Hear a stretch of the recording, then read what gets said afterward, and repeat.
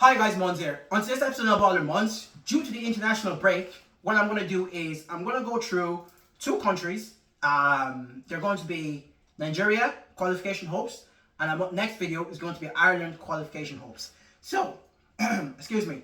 In this game, in this qualification, World Cup qualification, in the African section for Nigeria in the group, they have 11 points from 8 games so far, which in my opinion is a poor return. However, the top two teams, the top first and second team in the qualification standing in the Nigerian group is Benin and also South Africa. Both are on 14 points. Nigeria should be higher up in this because the team we have, they're a very, very good team. When you look at the players individually, they're very, very good individual players. However, dropping silly points at home to the likes of, no disrespect to these teams whatsoever, likes of Zimbabwe, when we're at home in Lagos or Abuja, you don't drop points to those type of team at home. We dropped points to Zimbabwe, drawn 1-1 with Zimbabwe, and then went to Benin, which is a tough place to go because it's a local rivalry, because those Nigeria and Benin are bordering countries. So they are rivals in terms of football and in terms of anything. Because both teams, both countries, they're basically rivals, and they're also neighboring countries as well. They share a border, Nigeria and Benin. So we lost 2-1 to Benin, away in Benin, in Port Novo, and then we drew 1-1 to the likes of Zimbabwe at home. It's completely acceptable to draw 1-1 to Zimbabwe at home, in my opinion.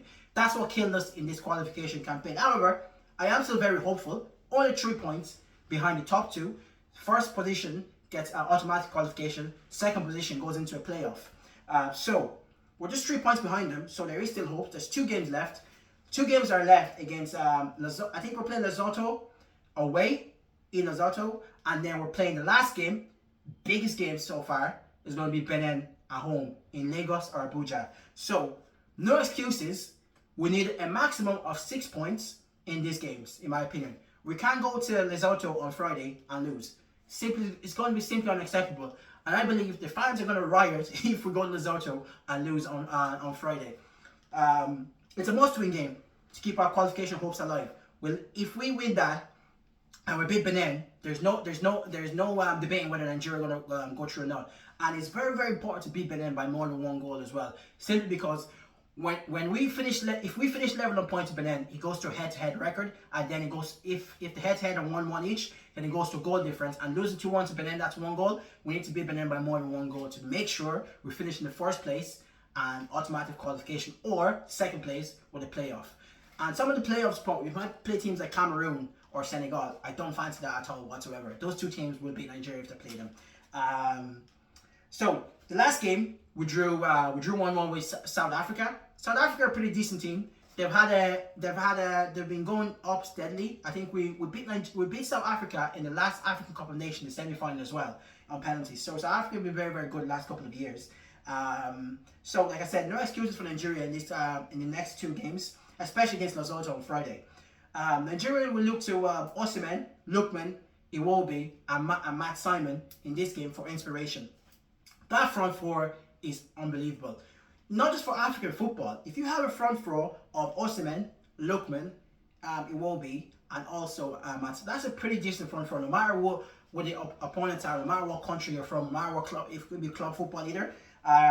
Osimhen, I think, is already Nigerian record goal scorer at the age of 26, 27. So he always scores for Nigeria. To be fair to Osimhen, he always performs for Nigeria. When he plays for Nigeria, he gives his all. So there's no complaint for me in terms of when big players go back to African countries and not play the best, because Osimhen always comes when he's not injured and he tries his best for Nigeria. So I can't really complain about Osimhen in that respect. But I would say Lookman had a brilliant season last year. He won the African Player of the Year, and I think he was top 20 in the Ballon d'Or voting.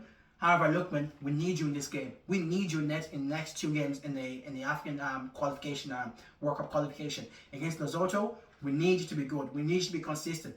And the big one against Benin next week, we cannot afford to drop points in that one.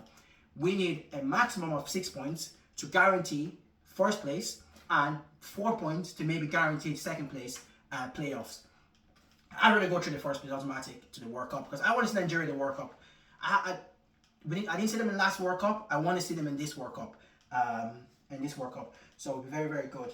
Also, what I would say in this group, it's actually a pretty tough group when you look at the group, when you look at the top 3 teams. So the top 3 teams will be Nigeria, Benin, and South Africa. Benin and South Africa, if you don't know African football, you'll probably laugh at them because you'll be like, oh, they don't have players. But when you look at the squad, they have a pretty decent squad. South Africa and Benin, they have very, very pretty decent squad. Simply because Benin now, what Benin has been doing the last couple of years is, obviously they're colony of France. So most of their players play in French countries.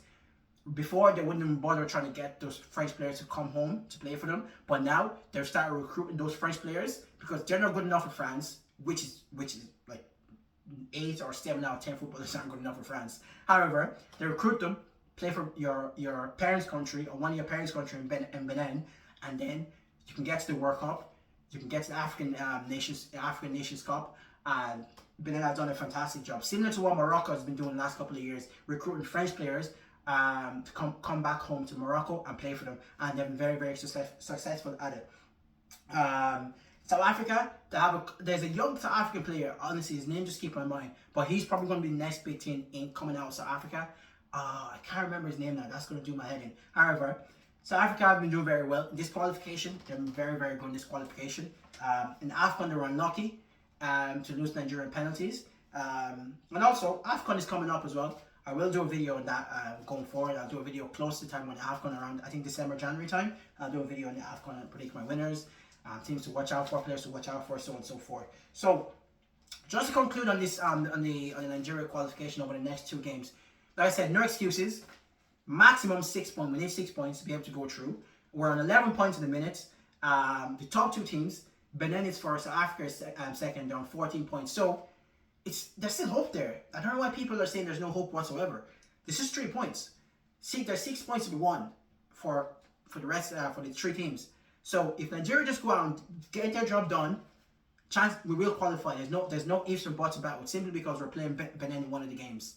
There's no ifs or buts about it. You just make sure you beat Benin, and make sure you take care of Lesotho on Friday first. Then put your focus on Benin and make sure you beat Benin. Once you beat Benin, we will definitely be at the World Cup, or minimum the playoffs to get into the World Cup. Thank you for watching my video. This is my first time doing anything on the World Cup qualification. I appreciate you taking your time to watch my video. Make sure to click on the subscribe button. I really enjoyed doing this video, especially during the international break, because usually during the international break I wouldn't even bother putting out any video for international teams. Thank you very much. Appreciate all the support. Have a lovely weekend, and hopefully I'll come back next week after Nigeria win against Lesotho. Thank you very much. Have a lovely weekend.